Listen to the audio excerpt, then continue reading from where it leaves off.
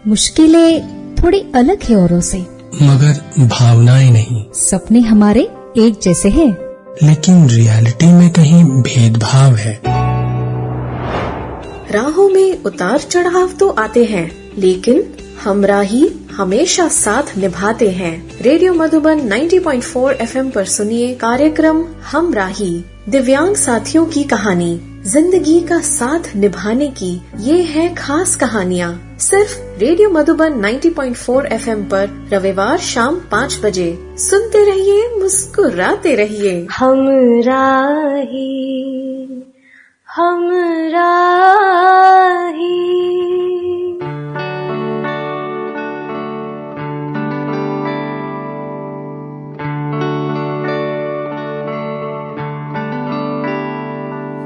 Radio Madhuban सुनने वाले तमाम श्रोता स्वीकार करें संदीप त्रिवेदी का प्यार भरा नमस्कार। श्रोताओं, हाजिर हूँ आप सबका अपना पसंदीदा कार्यक्रम लेकर के, जिसका नाम है हम राही, और आप हैं रेडियो मधुबन 90.4 के मंच पर। और हमेशा की तरह सुनते रहो, मुस्कुराते रहो और रेडियो मधुबन को 24 घंटे 7 दिन अपने साथ रखें। आप अपनी जिंदगी का हिस्सा बनाएं, क्योंकि आपसे जुड़े हुए कार्यक्रम प्रस्तुत हम लोग करते हैं और उसी के तहत हमराही कार्यक्रम भी प्रस्तुत किया जाता है। श्रोताओं, बड़ी खुशी होती है जब समाज का हर वर्ग इस कार्यक्रम को सुनता है और उसके बाद में अपनी प्रतिक्रियाएं देता है। और यकीनन आप सब को जितना इस कार्यक्रम का इंतजार रहता है, उससे कहीं गुना ज्यादा हमें आप सबकी प्रतिक्रियाओं का इंतजार रहता है। लेकिन ये कार्यक्रम आप सब जानते हैं कि हमारे मेहमानों की वजह से संभव हो पाता है। जैसे ही हमारे कोई मेहमान इस कार्यक्रम के आने के लिए तैयार हो जाते हैं, तो हम ये कार्यक्रम लेकर के आप सबके सामने आ जाते हैं। पिछले दिनों कई बार कार्यक्रम हम लोग प्रस्तुत नहीं कर पाए। उसकी वजह भी कहीं ना कहीं यही थी कि हमें हमारे मेहमानों से मिलने का अवसर नहीं मिला। और अब देखिए, जब मेहमान हैं तो फिर कार्यक्रम भी आप सबके सामने है। और हमराही कार्यक्रम, जो कि समाज से जुड़ा हुआ कार्यक्रम है, समाज के हर वर्ग को प्रभावित करने वाला कार्यक्रम है, और कहीं ना कहीं समाज की कुछ ऐसी छोटी छोटी बातें जो होती हैं, जिनको शायद हम और आप नजरअंदाज कर देते हैं, उन बातों को ही आप सबके सामने प्रस्तुत करने का नाम हमराही है। और आज हमारे इस हमराही कार्यक्रम में हम आपको हमारे 2 विशेष मेहमानों से रूबरू करवाने जा रहे हैं। और हमारे ये दोनों मेहमान सुदूर छत्तीसगढ़ से हमारे बीच में आज उपस्थित हैं। हमराही कार्यक्रम दिव्यांग साथियों की कहानियों का ही एक दूसरा नाम है, जिसमें हम उन साथियों के विवाह से संबंधित जो परिस्थितियां रही, उनकी विवाह से संबंधित जो कहानी रही, अपने जीवन में वो क्या कर रहे हैं, किस प्रकार उन्होंने अपनी संघर्ष यात्रा को जिया है और आज उनका जीवन कैसा है, यही सब बताने का नाम है हमराही। तो चलिए बातचीत का सिलसिला शुरू करते हैं। आज के हमारे मेहमानों का स्वागत करते हैं श्रीमान पवन जी और टिकेश्वरी जी, जो कि जैसा कि मैंने बताया छत्तीसगढ़ से हैं, और आप सब रेडियो मधुबन 90.4 FM पर हैं। तो रेडियो मधुबन को सुनते रहो, मुस्कुराते रहो। और आइए, चलिए, पवन जी और टिकेश्वरी जी, आप दोनों का हमारे इस कार्यक्रम में हार्दिक स्वागत है, अभिनंदन है। बहुत बहुत धन्यवाद सर जी। बहुत बहुत धन्यवाद सर जी। प्रकृति से प्रकृति की बहार अच्छी है, नुपुर से नुपुर की झनकार अच्छी है। लोग कहते हैं दुनिया अच्छी है, लेकिन हम कहते हैं रेडियो मधुबन अच्छा है, रेडियो मधुबन अच्छा है। रेडियो मधुबन सुनने वाले सभी श्रोताओं को पवन सर की ओर से प्यार भरा नमस्कार। वाह वाह पवन जी, क्या बात है। आप तो हमारी काम को जो है खतरे में ला देंगे। इतना शानदार आप संबोधन देते हैं। बहुत अच्छे, बहुत अच्छे। तो पवन जी, अपनी इसी मधुर वाणी में और अपनी इसी भाषा शैली में हमारे सुनने वालों को जरा अपने बारे में विस्तार से बताइए कि आपको कौन सी दिव्यांगता है, आजकल आप क्या कर रहे हैं, किस प्रकार आपका जीवन अब तक रहा है। जी जी, धन्यवाद संदीप भाई। मैं अपने अतीत में थोड़ा सा जाना चाहता हूँ। मेरी शिक्षा दीक्षा प्रारंभिक तौर पे बिलासपुर से हुई और बिलासपुर में मैं प्राथमिक स्तर की पढ़ाई मैंने पूरी की। तत्पश्चात मिडिल स्कूल के लिए रायपुर आया, वहाँ से मेरी मिडिल स्कूल की पढ़ाई हुई। उसके बाद मैं जबलपुर हाई स्कूल और हाई सेकेंडरी की मैंने पढ़ाई की और उसके बाद बीए और एमए भी मैंने जबलपुर से किया। तत्पश्चात मैं पुनः छत्तीसगढ़ आ गया। छत्तीसगढ़ से मैंने डीएड की और बीएड किया। इसी प्रकार काफी संघर्ष भरी जिंदगी से गुजरते हुए सन 2008 में मेरी नियुक्ति हुई सहायक शिक्षक के पद पर और मेरी जो नियुक्ति की तिथि थी वो थी 8/8/2008। बहुत खूब, बहुत खूब। थोड़ा अपनी दिव्यांगता के बारे में भी बताएं विस्तार से। हाँ, जहाँ तक मेरी दिव्यांगता के विषय में मैं सभी को अवगत कराऊं तो मैं दृष्टिबाधित हूँ और यह परेशानी मेरे साथ जन्म से है। पूर्व में मैं जब छोटा था तो मुझे काफी दिखाई देता था और मैं बहुत सारे कार्यों को अच्छी तरह से कर लेता था, मतलब देख के कर लेता था। यहाँ तक कि बहुत पहले बुक्स वगैरह भी मैं पढ़ लेता था इंक वाला और साइकिल वगैरह भी चलाने का काम कर लेता था। लेकिन धीरे धीरे दृष्टि अपने आप क्षीण होती गई और इसके लिए काफी जगह मैंने ट्रीटमेंट भी करवाया। मैं चेन्नई तक गया था, वहाँ भी मतलब हॉस्पिटल में सब लोगों से मिला, लेकिन इसका कोई ज्यादा फर्क मेरे आंखों में दिखाई नहीं दिया और धीरे धीरे मेरी रोशनी घटती गई। वर्तमान स्थिति में ऐसे कगार पे हूँ, तकरीबन 10% मेरी रोशनी है, बाकी यही मेरी दिव्यांगता का कारण था। जी जी पवन जी, बहुत खूब। तो डॉक्टरों ने आपकी जो समस्या है उसका नाम क्या बताया? डॉक्टरों से जब मैं मिला तो डॉक्टरों ने मुझे समस्या बताया सर जी कि आपके अंदर, आंखों के अंदर से जो शरीर को कनेक्शन मिलता है, जिसे आमतौर पर अपन नस कहें, तो उस नस से जो आंखों को ब्लड मिलता है वो आपका नस सूख कर गठान सा हो गया है, जिसके कारण आपको सही ब्लड सर्कुलेशन आंखों तक नहीं मिल पा रहा है, कॉर्निया तक नहीं पहुंच पा रहा है, जिसके कारण आप दिव्यांग हुए हैं और ये शायद कभी ठीक नहीं हो पाएगा। और अगर आप हमारी सलाह माने तो ऑपरेशन ना करवाएं, इससे फालतू आपका पैसा बच जाएगा, ये सलाह दिया उन्होंने। जी जी जी जी जी। परिवार में आपके मतलब लोग समझते थे इन सब बातों को? हाँ जी हाँ सर, बचपन से ही मेरे परिवार में सारे लोग समझने लगे थे, क्योंकि मेरा परिवार मतलब शुरू से ही शिक्षित परिवार रहा है।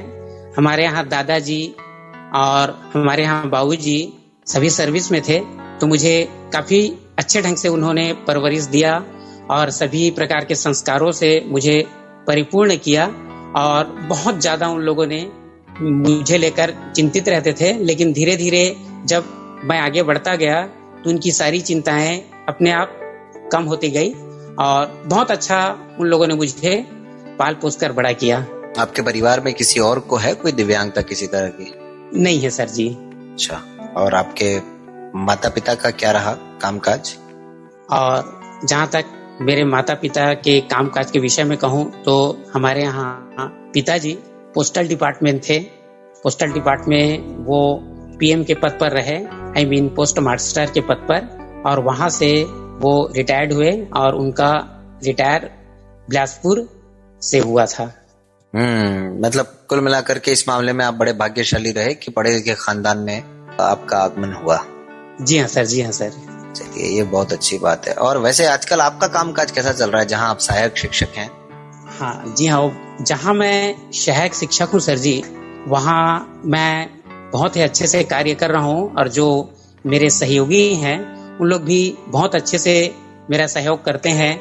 और सबसे अच्छी बात यह है मेरे लिए कि उस स्कूल के लिए सबसे वरिष्ठ शिक्षक मैं हूँ, लेकिन मेरा जो है भाग दौड़ कुछ ज्यादा ही रहता है। इसके वजह से अपने से जो जूनियर शिक्षक हैं उन्हें प्रधान पाठक का प्रभार मैं सौंप दिया हूँ और काफी अच्छे से उन लोग कन्विंस करते हैं मुझे और मेरी हर भावनाओं को समझते हैं। और स्कूल के जितने भी कार्य होते हैं सारे कार्य को मैं कंप्यूटर के सहारे से पूरा करता हूँ, जिससे उन लोग काफी खुश रहते हैं। अरे वाह, आपने कंप्यूटर भी सीखा है मतलब? हाँ जी हाँ सर, थोड़ा बहुत मैं कंप्यूटर भी कर लेता हूँ। बहुत अच्छी बात है, बहुत अच्छी बात है। तो कुल मिलाकर के आपके विद्यालय में भी किसी तरह की कोई समस्या आपको नहीं है? जी हाँ सर जी। जी जी जी। इसी बीच में हम चाहेंगे कि हमारे श्रोताओं को टिकेश्वरी जी भी जरा अपने बारे में बताएं, उनकी शिक्षा दीक्षा के बारे में, या और उनको किसी तरह की दिव्यांगता है या नहीं है, जरा उसके बारे में बताएं हमारे सुनने वालों को। धन्यवाद सर जी। जी स्वागत। मैं ग्राम खर्रा की हूँ, धमतरी जिला। जी। प्राइमरी तक की पढ़ाई मैं गांव में की। जी। उसके बाद फिर नया पारा राजीव में पढ़ाई की। जी। 12वीं तक का। जी। 12वीं पढ़ाई करने के बाद मैं सिलाई कढ़ाई में लग गई। जी। मैं सिलाई कढ़ाई का काम करती हूँ। अच्छा, अभी भी करते हैं आप? जी सर। बहुत बढ़िया। जी। और आपको किसी तरह की कोई समस्या है? जी सर, मैं पैर से दिव्यांग हूँ। अच्छा, पैर से हैं, शुरू से ही हैं, बचपन से ही, या बाद में हुए थे? बाद में हुए सर। कैसे हुए थे? कोई हादसा हो गया था या कैसे, क्या हो गया? माँ बाबू जी बताते हैं कि मतलब 5 साल तक तो ऐसे ठीक थे, तो वो टीका लगाते हैं तो टीका लगवाए तो बुखार आ गए, तो मम्मी पापा मतलब बोले माँ बाबू जी कैसे बुखार आए करके डॉक्टर के पास ले गए। तो डॉक्टर को ये नहीं बता पाए कि मतलब टीका लगा है करके। अच्छा। तो डॉक्टर देखे और इंजेक्शन लगा दिए। ओ। तो ना फिर उसी में नस खिंचा गया मेरा पैर का। अरे बाप रे बाप। फिर उसका कोई इलाज संभव नहीं हुआ बाद में टिकेश्वरी जी? हुआ ना सर जी। फिर उसका इलाज करवाए, फिर थोड़ा बहुत सुधार आया उसमें। अच्छा से चल फिर लेती हूँ, कोई परेशानी नहीं होती मेरे को, हर काम आसानी से कर लेती हूँ। अरे वाह, बहुत बढ़िया, बहुत बढ़िया। हाँ, स्कूटी वगैरह चला लेती हूँ, साइकिल वगैरह, हर काम अपने आप से कर लेती हूँ मैं। अच्छा, सारे काम आप कर लेती हैं? मैं बाहर निकली जब गांव से हॉस्टल गई तो मैं और देखी बाकी सहेलियों को, फिर मेरे में हिम्मत आ गई कि अरे मेरे से तो ज्यादा इन लोग हैं, तो इन लोग इतना कर सकते हैं तो मैं क्यों नहीं कर सकती। ऐसे करके मैं अपने आप में हौसला बढ़ाई और आगे बढ़ती गई, तो हर चीज साइकिल स्कूटी वगैरह सब सीख ली। अच्छा, क्या बात है, वाह, बहुत बढ़िया। आपके परिवार में कौन कौन है? मेरी माँ है, बाबूजी हैं, भाई बहन सब है। सभी हैं, वाह। तो अभी मिलना जुलना होता रहता है माँ बाबूजी से? हाँ, आते जाते हैं। आते जाते हैं। कितने टाइम में मिलना हो जाता है? जैसे 6 महीना, 4-6 महीने में मिलना। हाँ, आते जाते हैं जैसे टाइम मिलते हैं तो। वाह, बहुत खूब, बहुत खूब। तो श्रोताओं, आप सुन रहे हैं आज हमारे हमराही कार्यक्रम के अंतर्गत श्रीमान पवन पटेल जी और टिकेश्वरी पटेल जी को। दोनों ही छत्तीसगढ़ से हैं, दोनों को ही अलग अलग दिव्यांगता है। और देखिए, आपने सुना अभी टिकेश्वरी जी को एक छोटी सी लापरवाही कभी कभी कितना बड़ा रूप, कितना भयानक रूप ले सकती है, इसलिए इस बात का हम सबको विशेष ध्यान रखना चाहिए। वैसे भी भारत में दिव्यांगों की संख्या बहुत ज्यादा है। चलिए, तो बातचीत का सिलसिला आगे बढ़ाते हैं और अब हम पवन जी और टिकेश्वरी जी से उनकी कहानी सुनने का प्रयास करते हैं। जी पवन जी, तो कैसे मिलना हुआ टिकेश्वरी जी से? अब जहाँ तक मिलने और मिलाने की बात थी सर जी, वो तो एक इत्तेफाक था, ईश्वर को यही मंजूर था, शायद टिकेश्वरी को मेरे लिए ही बना के भेजा गया था लगता है। मैं काफी संघर्ष किया। आपको बता दूं, आपको भी थोड़ा आश्चर्य होगा, मेरी टिकेश्वरी जी से शादी हुई है 2018 में। ओ, नौकरी के 10 साल बाद? नौकरी के 10 साल बाद गुरुदेव। जी जी जी, बिल्कुल बिल्कुल। और कुल मिलाकर के मुझे तो ये लग रहा है 8 का अंक बड़ा शुभ है आप। जी हाँ, जी हाँ, जी हाँ। जी बताइए। तो इनसे मुलाकात मेरी हुई थी गुरुदेव। मैं एक बार नया पारा गया हुआ था, वहाँ कोई एक कार्यक्रम रखा गया था, तो वहाँ मुझे एंकरिंग के लिए बुलाया गया था। तो वहाँ मैं एंकरिंग करने गया हुआ था, तो वहाँ इनसे मुलाकात हुई और इनसे मुलाकातें हुई तो इनसे बातचीत हुई।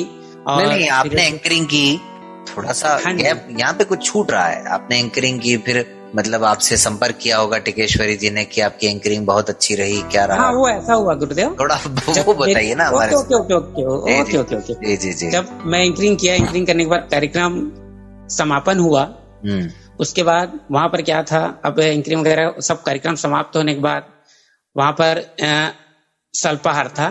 तो स्वल्पाहार के दौरान अब मुझे तो काफी अच्छा जगह मिला था वहां पर, और जितने भी वहां के आयोजक थे उन लोगों के साथ बैठने का अवसर मुझे मिला। तो इस बीच मतलब मुझे खोजते हुए ये वहां पर पहुंची। अच्छा। वहां उन लोगों से इन्होंने निवेदन किया, क्योंकि कार्यक्रम इन्हीं के हॉस्टल के जो ऑर्गेनाइजर थे उन लोगों ने रखा था, हुआ था। अच्छा। तो उसके बाद फिर ये मेरे विषय में जानकारी लेना चाहिए, तो फिर मेरे से इन्हें मिलवाया गया। फिर बातचीत का सिलसिला शुरू हुआ, फिर नाम वाम, फिर वही एक दूसरे से पूछे, फिर परिचय हुआ।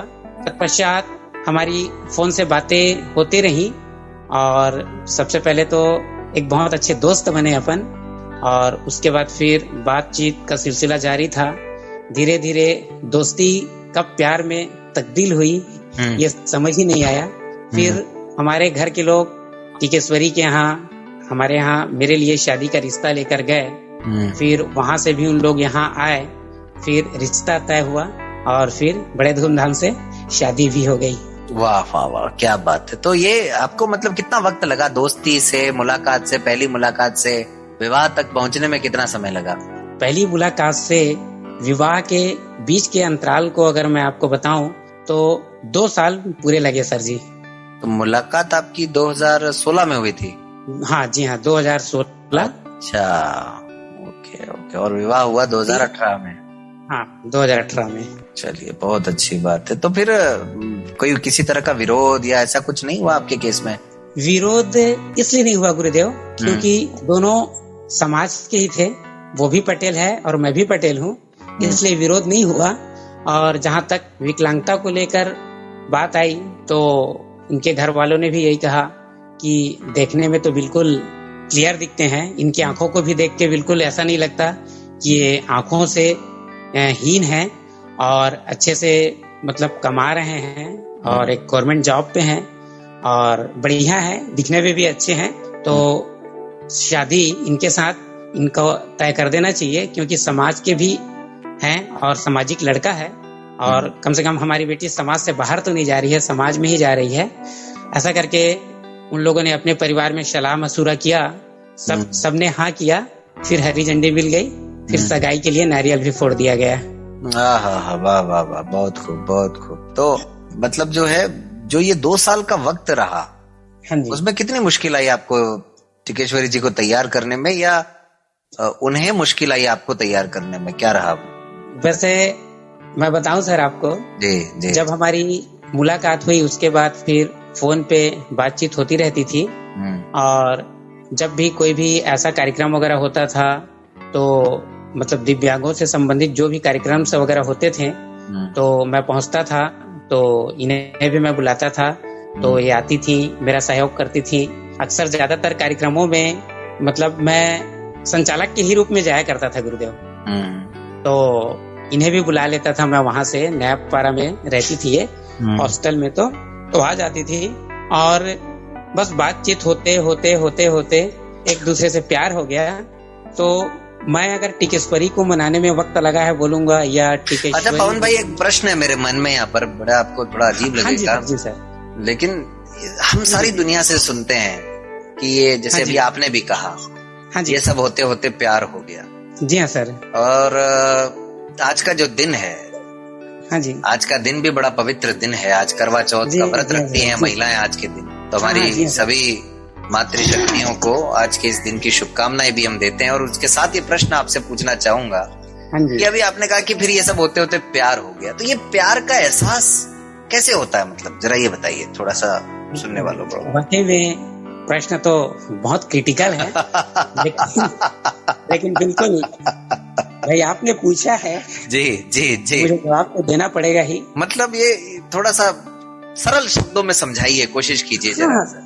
हाँ बिल्कुल बिल्कुल सर, मैं आपको बताना चाहूंगा, क्योंकि इससे पहले कभी प्यार तो मुझे किसी से हुआ नहीं था, और प्यार वाकई में होता क्या है ये मैं जानता नहीं था। बस लोगों से सुनता था, किताबों में पढ़ता था।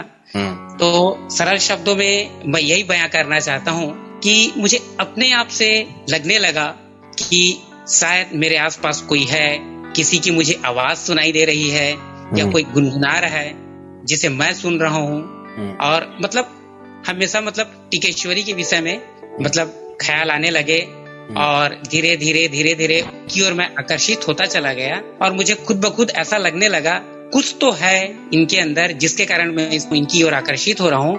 और फिर धीरे से मुझे एहसास हुआ, क्या इनसे मुझे प्रेम तो नहीं हो गया? ये जो कुछ भी हो रहा है वो इसे ही प्रेम कहते हैं क्या? ऐसा मैंने महसूस करने लगा। जाहिर सी बात है, जब ये प्रश्न आपके दिमाग में आया होगा तो आपने ये प्रश्न टिकेश्वरी जी से भी किया होगा। हाँ जी हाँ सर, लेकिन एकदम से तो मैं उनसे ये प्रश्न नहीं कर पाया। थोड़ा सा उनसे बातें किया, फिर मतलब कुछ इस ढंग से मैं उन्हें कन्विंस करना चाहा या पूछना चाहा। तो उनसे भी मैं बोला कि क्या जो मैं महसूस करता हूँ या जैसा मुझे आपको लेके लगता है, क्या आपको भी लगता है? तो उनके द्वारा तो थोड़ा सा मतलब बताने में थोड़ा सा उनको लगा, थोड़े से शांत हो गई वो, थोड़ा संकोच हो रहा था उन्हें। हाँ, संकोच हुआ उन्हें। और थोड़ी देर शांत रहने के बाद उन्होंने कहा कि क्या पता। और जब उन्होंने कहा कि मुझे क्या पता, तो मुझे उसी में उसका उत्तर मिल गया। मतलब इन्हें भी कहीं ना कहीं पर मेरी ओर झुकाव है। और क्योंकि अक्सर देखा गया है कि लड़कियां एकदम से डायरेक्टली में नहीं बोलती हैं कि मुझे आपसे प्रेम हो गया है, लेकिन उनकी जो चुप्पी होती है या उनका क्या पता होता है या नहीं होता है, शायद वही प्यार होता है। ये मैंने महसूस किया। चलिए, बहुत खूब, आपने बहुत ही आसान भाषा में हमारे श्रोताओं को आज समझाया आज के इस विशेष दिवस के अवसर पर। और ये कई बार मतलब ये बात आती है सामने, जी, ऐसा हुआ वैसा हुआ, लेकिन मतलब ये बस एहसास ही है जो कुछ है वो। बिल्कुल है सर, बिल्कुल एहसास ही है जी। तो चलिए अब थोड़ा सा यहाँ पर टिकेश्वरी जी को भी बुलाते हैं इस बातचीत में, उन्हें भी शामिल करते हैं।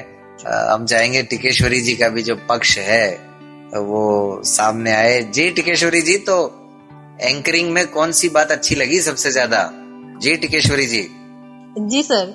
एंकरिंग में कौन सी बात सबसे अच्छी लगी? इनके शेरो शायरी। अच्छा अच्छा अच्छा अच्छा अच्छा, कुछ याद तो होगा नहीं आपको, कौन सी शायरी सबसे पहले पसंद आई थी? नहीं है सर जी, नहीं याद है। पवन भाई, आपको याद है क्या? हाँ सर, एक ऐसा पड़ाव आया जहाँ पर कुछ गुदगुदाने वाली और हंसाने वाली बात वहाँ पर कहनी थी।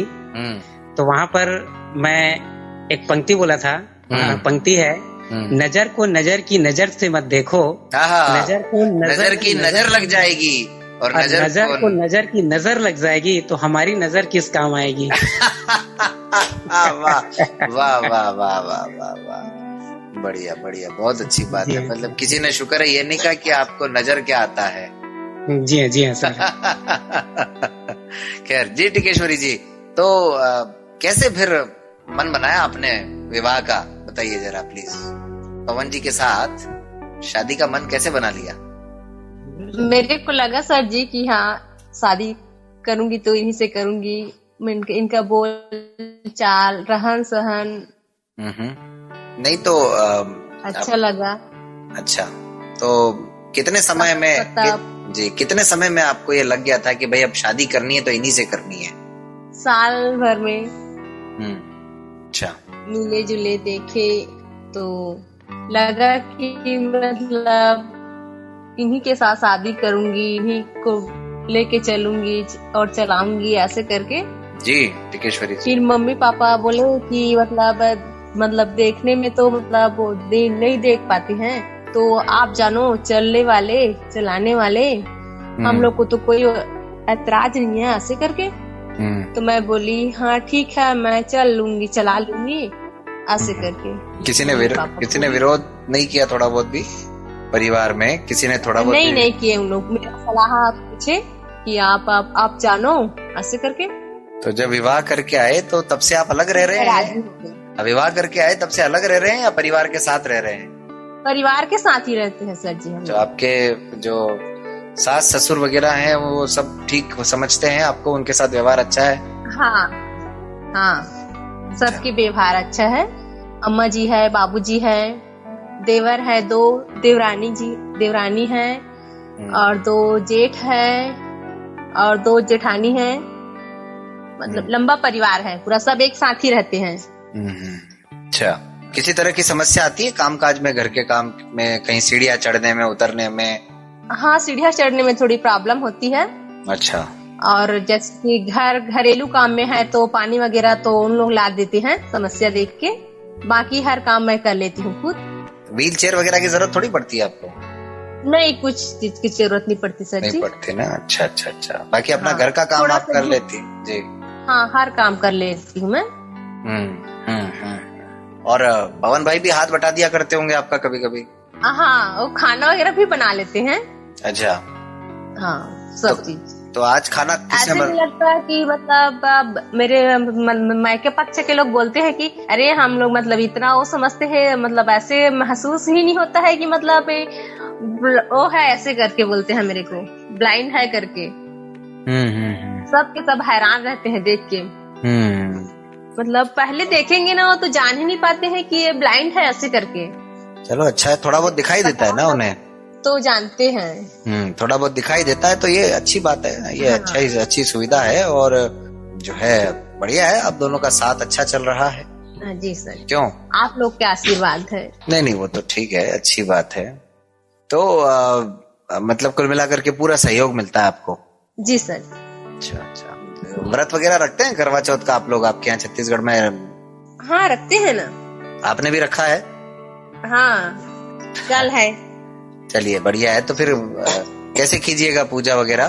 कल खैर चलिए कोई बात नहीं, बहुत अच्छी बात है। श्रोताओं, आप सुन रहे हैं हमारा एक कार्यक्रम पवन पटेल और टिकेश्वरी पटेल के साथ में।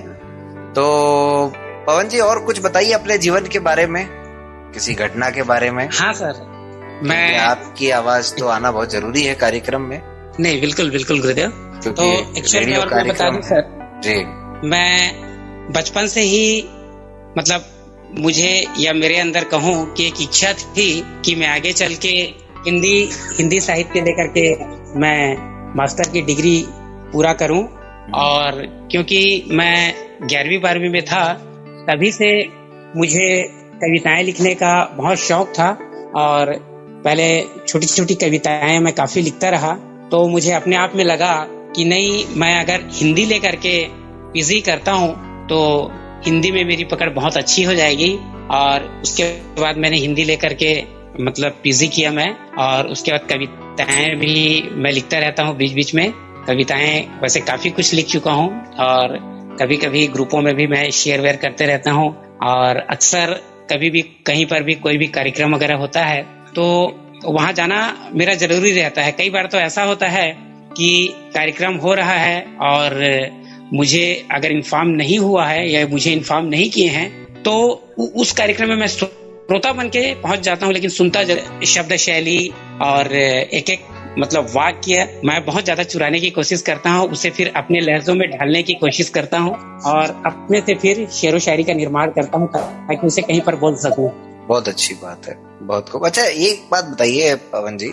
हाँ जी सर। कि 2008 में आपकी जॉब लगी? हाँ जी। तो विवाह का प्रयास तो तभी से प्रारंभ हो गया होगा? हाँ सर, आपका क्वेश्चन काफी कहना चाहिए तो मेरे लिए जटिल है, लेकिन मैं उत्तर दूंगा इसका।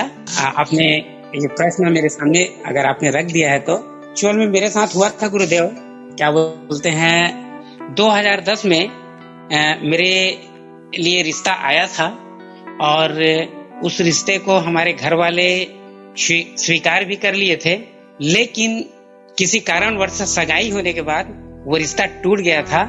अब वो रिश्ता कैसे टूटा उसके तह तक मैं जाने की कोशिश किया, लेकिन मुझे समझ में नहीं आया। तो फिर अंत में ये सोच लिया कि जब रिश्ता ही टूट गया तो उसके विषय में अब छानबीन करना शायद मेरे लिए उचित नहीं है। और तब से फिर कुछ समय के लिए मैं मन बना लिया कि अब कुछ साल तो मैं अब अकेले ही नौकरी करूंगा, फिर बाद में शादी को सोचूंगा। ये था। नहीं तो ये रिश्ता सामने वाले व्यक्ति की तरफ से टूटा था या आपकी तरफ से? नहीं, ये रिश्ता जो है सामने वाले व्यक्तियों की तरफ से टूटा हुआ था सर। एक्चुअल में हुआ क्या था, सगाई हो गई थी और सगाई होने के बाद ऐसा थोड़ा सा मतलब एहसास हुआ कि गांव के ही लोग मतलब उन गांव से उनका कहीं ना कहीं पर रिश्ता था किसी परिवार से, तो वहां पर जाके उन लोगों को बहका दिया गया कि जिनके लिए आप अपनी बेटी को दिए हो वो मतलब अच्छे लोग नहीं हैं और वो अच्छे से कन्वेंस नहीं कर पाएंगे, उनको दिखता नहीं है, आप लोग क्या सोच के दे दिए, तो उनके बहकावे में आ गए लोग। जी हाँ सर। फिर 2010 से 2016 तक क्या रहा? 2010 से फिर 2016 तक सर मैं बिल्कुल अपने कर्मों पर तल्लीन हो गया और 2010 से 2016 के बीच मैं स्कूल में इतना ज्यादा इन्वॉल्व हो गया, बच्चों के साथ बिल्कुल इन्वॉल्व हो गया और बच्चों को फिर पढ़ाई के साथ साथ संगीत क्लास भी करवाने लगा, उन लोगों को संगीत सिखाने लगा और संगीत में काफी लोगों को मैंने आगे भी बढ़ाया और जिसमें से कम 8-10 बच्चे हैं और बच्चियां हैं जिन लोगों को खैरागढ़ संगीत विश्वविद्यालय से मैं गायन के लिए परीक्षा भी दिलवाया और बहुत अच्छे नंबरों से पास हुए उन लोग। और तब से संगीत का जो एक क्लास है मैं अभी भी स्कूल में करता हूँ और बच्चे बहुत अच्छे से सीखते भी हैं। ऐसा करते करते सन 2010 से 2016 का जो बीच का समय था वो कब निकल गया पता ही नहीं चल पाया। जी जी जी, मतलब लेकिन इस बीच में आपके जीवन में कोई और भी नहीं आया? नहीं, कोई और भी नहीं आया सर फिर। और ना आपने कोई प्रयास किया? नहीं, मैं बिल्कुल प्रयास नहीं किया सर। अगर प्रयास करता तो हो सकता है कोई ना कोई आ जाती, लेकिन मैं ही बिल्कुल उस ओर प्रयास नहीं किया और बिल्कुल घर से स्कूल और फिर स्कूल से संबंधित बहुत सारे प्रशिक्षण वगैरह ये आयोजित होते थे, वो सब में भाग लेने लगा। जहाँ पर मुझे नहीं जाना चाहिए वहां पर भी मैं अपना नाम दे के मतलब प्रशिक्षणों में जाके भाग लेता था। लेकिन घर वालों से तो बात होती होगी ना, वो तो पूछते होंगे? नहीं, घर वालों से बात होती थी सर और घर वाले मतलब अंदर ही अंदर उन लोग मेरे को लेके काफी परेशान रहते थे और एक दूसरे से मेरे रिश्ते के लिए उन लोग चर्चा भी करते रहते थे, लेकिन शायद कहते हैं वो अवसर ही नहीं आया था, इसलिए वो रिश्ता भी पहले तय नहीं हुआ। और 2016 जो है एक ऐसा समय था कि कहते हैं ना, कहनी थी कुछ बात मगर वो मंगल घड़ी ना आई। जब आया 2016 तो चारों तरफ से घड़ी ही घड़ी नजर आई। बढ़िया बढ़िया। आपके 2 भाई है ना? नहीं, हम लोग 5 भाई हैं सर। 5 भाई हैं, तो आप सबसे बड़े हैं? नहीं, मैं बीच का हूँ, 2 मेरे से बड़े हैं और 2 मेरे से छोटे हैं। तो जो आपसे छोटे भाई हैं उनका विवाह हो गया? हाँ, अब सबका हो गया है सर जी, सारे। आपके बाद हुआ है? आपके विवाह के बाद हुआ कि पहले हुआ?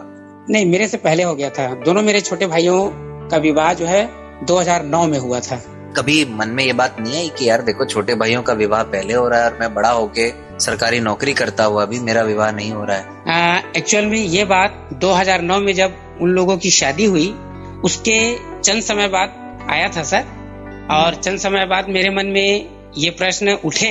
उसके बाद तो फिर जैसे तैसे मेरा रिश्ता ही तय हो गया 2010 में, और रिश्ता तय होने के बाद जब सगाई टूट गई उसके बाद थोड़ा सा मैं भी टूट सा गया। उसके बाद फिर मेरे ख्याल में ये दोबारा नहीं आया ये प्रश्न कि अरे मेरे छोटे भाइयों की शादी हो गई है लेकिन अभी तक मेरी शादी नहीं हुई है। ये फिर बाद में फिर बिल्कुल ख्याल में नहीं आया, बिल्कुल मन से हट गया था। कि कई बार ऐसी परिस्थितियां हमने देखी हैं, ऐसा होता है। हाँ जी, हाँ जी, पवन जी, इसीलिए और उसका फिर कहीं ना कहीं हमारे मन पर भी प्रभाव पड़ता है। हाँ जी हाँ सर। तो अभी आप लोग सब साथ रहते हैं? हाँ, हम लोग बिल्कुल ज्वाइंट फैमिली है सर हमारी, सारे लोग साथ में रहते हैं, सबको लेकर चलता हूँ। थोड़ा सा अपने परिवार के विषय में बता दूं, हमारे यहाँ जो बड़े वाले भैया जी हैं वो फार्मर हैं, पूरा कृषि का कार्य वो देखते हैं, और उसके बाद वाले जो मेरे भैया हैं वो भी लेक्चरर हैं, वो धमतरी जिले में हैं, और उसके बाद का मैं हूँ, और मेरे बाद का जो भाई है वो लाइफ इंश्योरेंस में काम करता है, और जो सबसे छोटा वाला भाई है उनका गांव में ही श्रृंगार सदन और जनरल स्टोर का होलसेल दुकान है। इस प्रकार सभी अपना जीवन यापन अपने हिसाब से कर रहे हैं और काफी हम लोग खुश हैं, और हमारा परिवार भी बहुत खुश है। अच्छा, और आप दोनों के जीवन में कोई और आया? हाँ, हम दोनों के जीवन में अब 2 बच्चे हैं सर। अच्छा, बहुत खूब। जी हाँ। क्या बात है। तो दोनों के नाम बताइए। हाँ, जो मेरा लड़का है उनका नाम है लक्ष्य पटेल, और जो मेरी गुड़िया रानी है, मेरी बेटी है, उसको घर में अब पलक के नाम से जानते हैं, और उनका जो ओरिजिनल नाम है जो स्कूल पे हमेशा चलेगा वो मैंने रखा है आरणिका पटेल। अच्छा, आरणिका क्या मतलब हुआ आरणिका का? आरणिका का मतलब तो हुआ सर तेज, बुद्धिमान, तेजस्विनी, दूरदर्शी, ये होता है सर उसका मतलब। चलिए, बहुत अच्छी बात है। कुल मिलाकर के अब जो समस्याएं थी वो सब दूर हो गई हैं और 2018 से आपका जीवन बिल्कुल सामान्य जीवन चल रहा है। तो जॉइंट फैमिली में किसी तरह की दिक्कतें नहीं आती हैं परिवार का के बीच में सामंजस्य बिठाने में, पवन जी? अब कहते हैं ना सर जी, जहाँ पर चार बर्तन हो वो बजेंगे ही। तो हाँ, खट खट की आवाज तो आएगी ही। तो थोड़ी बहुत आती है परेशानी। तो परेशानी आती है, उसको दूर करने का सबसे बढ़िया तरीका शायद मैं समझता हूँ सर, अगर घर में किसी प्रकार से कोई परेशानी आ गई है, अगर मतलब घर के मतलब महिलाओं में थोड़ी बहुत उतार चढ़ाव या नोक झोंक अगर हो रहा है, तो उस बीच में पुरुषों को बिल्कुल इन्वॉल्व नहीं होना चाहिए। अगर पुरुष इन्वॉल्व नहीं होंगे तो समस्याएं अपने आप खुद ब खुद शांत हो जाती हैं। अगर उस जगह में पुरुष अगर इन्वॉल्व हो गए तो समस्या सुलझने के बजाय और उलझ जाती है। ये मैंने महसूस किया है। तो हम लोग क्या है सर, पुरुष लोग बिल्कुल भी ध्यान नहीं देते हैं। आप लोग की बातें हैं, आप लोग के बीच में जो भी आप लोग लड़ो या आप लोग सुलझाओ, आप लोग अपना मसला है आप लोग खुद सुलझा लो, तो अपने आप एक दिन के बाद दूसरा दिन सुलझ जाता है, फिर एक दूसरे से अच्छे से रहने लगते हैं। और भाई लोग सब सही रहते हैं, मतलब ये कहना चाह रहे हैं आप? हाँ जी, हाँ जी, हाँ। भाई लोग कभी भी महिलाओं के बीच में टीका टिप्पणी नहीं करते। और आप लोग आपस में? हाँ, हम लोग तो बहुत अच्छे से रहते हैं सर, बहुत बढ़िया है। अभी फिलहाल तो अभी तक तो काफी अच्छे से हैं, और भविष्य का तो अब पता नहीं, लेकिन फिलहाल अभी बहुत अच्छे से हैं। तो श्रोताओं, आप सुन रहे हैं रेडियो मधुबन 90.4 FM। सुनते रहो, मुस्कुराते रहो। और हमारा ये कार्यक्रम आज चल रहा है, आप जानते हैं, हर रविवार शाम को 5 से 6 बजे तक आता है हमारा ये कार्यक्रम। और इस वक्त हम आपको मिलवा रहे हैं पवन पटेल जी और टिकेश्वरी पटेल जी से। तो पवन जी, आप इतने सारे कार्यक्रमों में जाते रहते हैं। हाँ जी, हाँ सर। दिव्यांगता को लेकर के लोगों की जो सोच है आपके इलाके में, उसके बारे में क्या महसूस किया आपने? हाँ, बहुत ही बढ़िया प्रश्न आपने रखा सर मेरे सामने में। जब मैं छोटा था, छोटे से बता रहा हूँ, जब मैं छोटा था तो पढ़ाई करने के लिए मतलब हमारे यहाँ अम्मा बाबूजी लोग मुझे बाहर भेजे। तो जब मैं बाहर रह के पढ़ाई करता था तो गांव के लोग या हमारे मोहल्ले के लोग उस समय मुझे समझ नहीं पा रहे थे कि एक्चुअल में इसे बाहर क्यों भेजा गया है।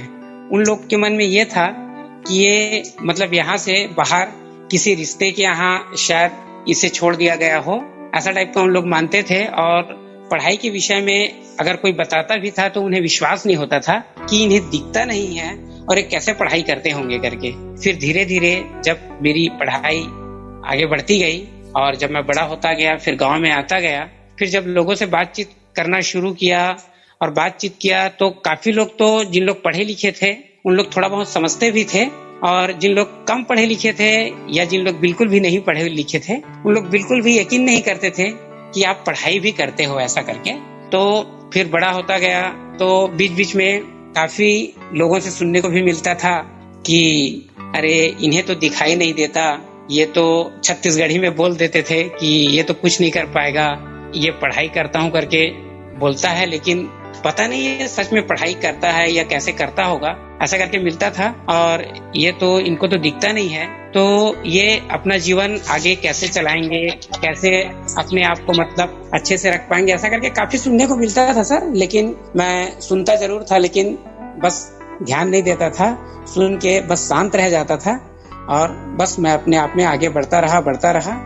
अब मेरे लिए एक बहुत ही अच्छा अवसर आया, अच्छा समय आया, जब 2007 में छत्तीसगढ़ व्यापम से पहली बार परीक्षा आयोजित की गई और उसमें मैंने फॉर्म भरा। और फॉर्म भरने के बाद मैं राइटर के सहारे उस परीक्षा को दिलवाया। और उसके बाद जब रिजल्ट आया तो गांव के लोगों ने जब देखा रिजल्ट ना, तब उन लोगों ने दांतों तले उंगली दबा लिया। तब फिर सारे लोग मेरे से मिलने आने लगे, अरे वाकई में पटेल जी आपको मानना पड़ेगा, आपको बहुत बहुत बधाई है, धन्यवाद है, ऐसा सब बोलने लगे। फिर मेरे पढ़ाई और वाकई में मैं हूँ क्या ये सारे लोग समझने लगे। और उसके बाद काफी गांव में फिर मुझे अच्छी नजर से भी देखने लगे कि नहीं, ये जो बोलते थे बिल्कुल सही बोलते थे, इन्होंने तो काफी पढ़ाई की है। और उसके बाद कई लोगों ने मेरे मार्कशीट वगैरह भी देखा और मेरी उपलब्धियां भी देखी, तो काफी सारे लोग फिर काफी खुश हुए। और जिस दिन मैं ज्वाइन किया वो दिन भी मेरे लिए बहुत अच्छा था। कुछ नकारात्मक सोच वाले लोग भी थे और सकारात्मक वाले लोग ज्यादा थे। तो जब मेरा ज्वाइन हुआ तो सब लोग देखने आए थे। और उसके बाद फिर ज्वाइन हुआ उसी दिन आप कैसे पढ़ाओगे ऐसा वाला भी क्वेश्चन आया। तो मुझे पता था ये सारे क्वेश्चन मेरे सामने आएंगे, तो पहले से ही मैं बुक्स वगैरह मंगा के रखा हुआ था ब्रेल से, ब्रेल वाली। तो वहां पर मैं ब्रेल बुक्स वगैरह पढ़ के बताया और उन लोग इंक बुक पकड़े हुए थे, उन लोग फिर उससे कंपेयर करते गए, फिर काफी खुश हुए। फिर सारे लोगों को यकीन हो गया कि नहीं, इन्होंने पढ़ाई की है तभी तो आज शासन प्रशासन ने इन्हें ये कुर्सी दी है और इन्होंने परीक्षा पास किया। तब से आज तक में गांव में फिर कहीं पर ये सुनने को नहीं मिला कि इन्हें दिखता नहीं है, बल्कि ये सुनने को मिलता है कि इन्हीं की वजह से तो वो जो स्कूल है वो आगे बढ़ रहा है। अच्छा, वाह, जी हाँ, जी हाँ, जी हाँ, बहुत अच्छी बात है। ये तो बड़ी सफलता है। और जो कार्यक्रमों में आप जाते थे, एंकरिंग करते थे, हाँ जी, वहाँ भी ऐसा ही रिस्पॉन्स था या वहाँ कुछ अलग रिस्पॉन्स हुआ करता था? अब जहाँ तक कार्यक्रमों में जब मैं जाने लगा सर जी, तो वहाँ पर तो सच बताऊं तो लोग भूल जाते थे कि इन्हें दिखता है कि नहीं दिखता है। और कभी ये वाली बात बिल्कुल भी नहीं आई कि इनके अंदर दिव्यांगता है। बस हर जगह से ये सुनने को मिलता था कि काफी अच्छी है इनकी शैली और काफी अच्छे से एंकरिंग का कार्य करते हैं ये। और सबसे अच्छी बात ये है जो लोग बोलते थे कि और बहुत सारे हम लोग संचालक देखे जिन लोग पेपर्स में लिख के रखते हैं, लेकिन इन्हें कभी लिख के रखते हुए या पढ़ के संचालन करते हुए हम लोगों ने नहीं देखा। जैसा अवसर आता है अवसरवादी हो जाते हैं, ये जैसा देखते हैं वैसे ही परोस देते हैं, ऐसा सुनने को मिलता था। तो मुझे बहुत खुशी होती थी। क्या बात है, वाह, बहुत अच्छे। नहीं, जी हाँ सर जी। चलिए, बहुत अच्छी बात है। तो आप अपने जीवन को लेकर के जी हाँ, आज क्या सोचते हैं, जो आपका अब तक का जीवन रहा है? अब तक का जो मेरा जीवन रहा है सर, बीच बीच में कभी कभी थोड़ा बहुत मैं नर्वस होता था, लेकिन फिर अपने आप को समझाता था, फिर संभालता था, फिर धीरे धीरे फिर आगे बढ़ने की कोशिश करता था। तो कल से लेके आज तक में आज के जीवन को अगर मैं सोचूं तो वो कहते हैं ना गुरुदेव कि भूत कल्पना भविष्य सपना बस वर्तमान है अपना, बस वर्तमान है अपना। तो जो गुजर गया वो तो कल्पना है और जो वर्तमान में अपन जी रहे हैं उसमें यही लगता है सर कि मैं जैसा भी हूँ, जहाँ भी हूँ, बहुत खुश हूँ और अब किसी प्रकार की कोई परेशानी नहीं है। लोगों के द्वारा भी मतलब किसी प्रकार की कोई बातें सुनने को नहीं मिलती। और कुल मिला के अगर कहें तो अभी के जीवन को लेके मैं काफी खुश हूँ और काफी अच्छा महसूस करता हूँ। और लगता है मुझे कि हाँ, काफी सम्मान मिलता है और बिल्कुल भी नहीं लगता कि मुझे नहीं दिखता है, ये बिल्कुल भी मन में नहीं आता। और काफी सारे लोग आते हैं, मेरे से मिलते हैं, जुलते हैं, सलाह मशूरा भी करते हैं और काफी अच्छा रिस्पांस मिल रहा है और मैं बहुत खुश हूँ अब अभी के जीवन से। और काफी भाग्यशाली भी मानते होंगे आप अपने आप को? नहीं, अब अगर भाग्यशाली मैं कहूँ गुरुदेव, अपने आप से मैं कहूँ तो मैं तो यही मानता हूँ कि लोगों का मान सम्मान मुझे काफी मिला, लोगों का बहुत हाथ है मुझे आगे बढ़ाने में। इसलिए उन लोग को मैं भाग्यशाली मानता हूँ जिनके अथक प्रयास या जिनके सहयोग से मैं आज इस मुकाम में खड़ा हुआ हूँ। तो मेरे लिए तो वो सारे लोग भाग्यशाली हैं। जिस प्रकार मैं आपको आज मैं अपनी मन की बात रख रहा हूँ, आज मैं कह सकता हूँ कि मैं बहुत भाग्यशाली हूँ जो संदीप त्रिवेदी सर जी के साथ मेरा रेडियो मधुबन में साक्षात्कार लिया जा रहा है। चलिए, ये तो बहुत खुश हूँ। बहुत अच्छा। अच्छा, ये मधुबन से याद आया, आप कभी सुनते हैं हमारे रेडियो मधुबन के कार्यक्रम? मैं सच बताऊं तो सर पहले नहीं सुनता था। मैं तकरीबन 7-8 महीने से ना कंटिन्यू सुनता हूँ सर। मैं जब से मुझे सब पता चला और हमारा जो कार्यक्रम आता है हमराही, तब से काफी इंटरेस्ट हुआ मुझे रेडियो मधुबन से और मैं बिल्कुल फिर सुनने लगा। और तब से कंटिन्यू सुनता हूँ। और जब भी अपना YouTube का लिंक आता है, जितने भी लिंक मेरे पास आए हैं, जितना मैंने सुना है, सारे लिंक अभी भी मैंने समेट के सेव करके रखा हुआ है। वाह, क्या बात है, बहुत बढ़िया। Thank you sir, thank you. बहुत अच्छी बात। तो कहीं ना कहीं पवन जी, दरअसल थोड़ा सा आपको मतलब इसलिए कि थोड़ी रोशनी भी रही आपके पास, फैमिली भी पढ़ी लिखी रही, इसलिए कहीं ना कहीं हमें लगा कि आप अपने आप को काफी और अपने साथियों की तुलना में मतलब भाग्यशाली मानते होंगे।